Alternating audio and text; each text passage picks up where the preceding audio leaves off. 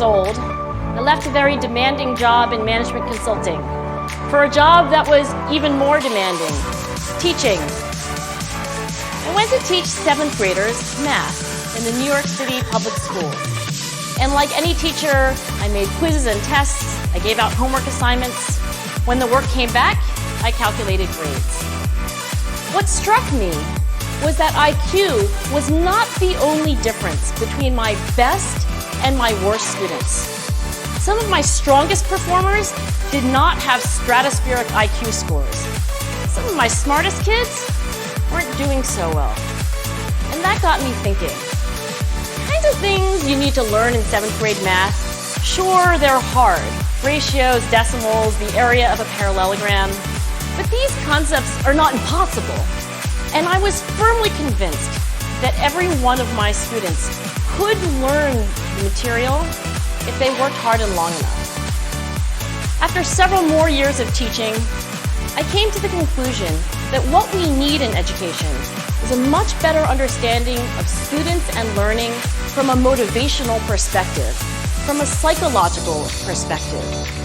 In education, the one thing we know how to measure best is IQ.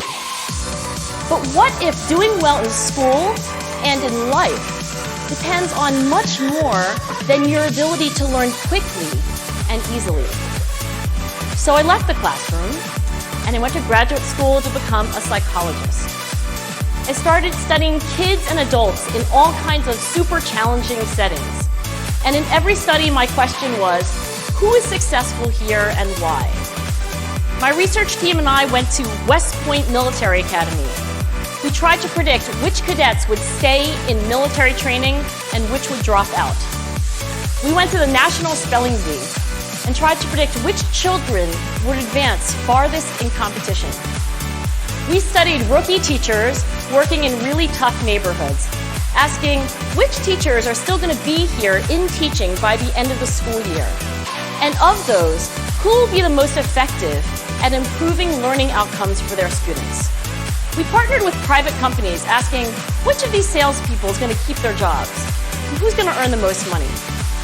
In all those very different contexts, one characteristic emerged as a significant predictor of success. And it wasn't social intelligence, it wasn't good looks, physical health, and it wasn't IQ. It was grit.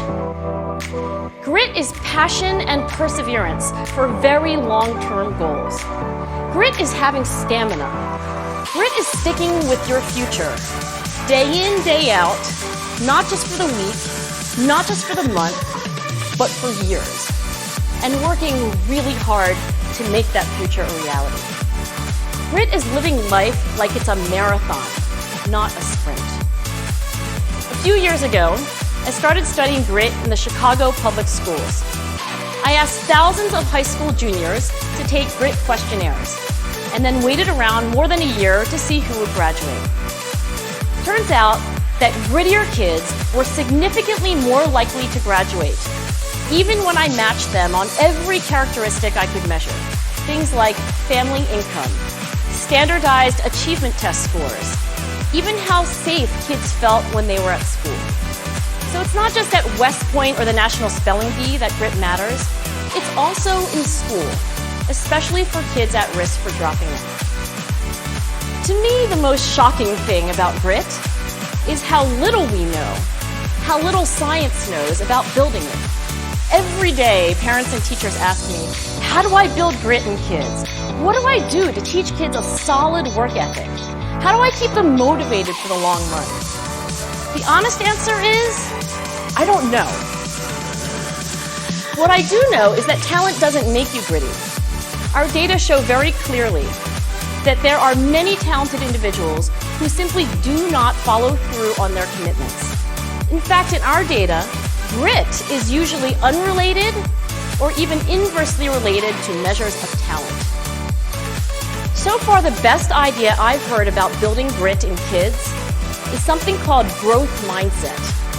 This is an idea developed at Stanford University by Carol Dweck, and it is the belief that the ability to learn is not fixed, that it can change with your effort.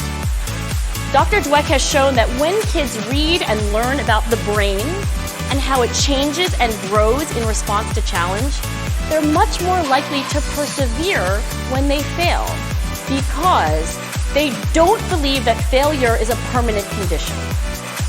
So growth mindset is a great idea for building grit, but we need more. And that's where I'm going to end my remarks because that's where we are. That's the work that stands before us.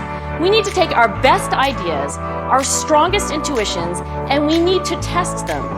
We need to measure whether we've been successful, and we have to be willing to fail, to be wrong, to start over again with lessons learned. In other words, we need to be gritty about getting our kids grittier. Thank you.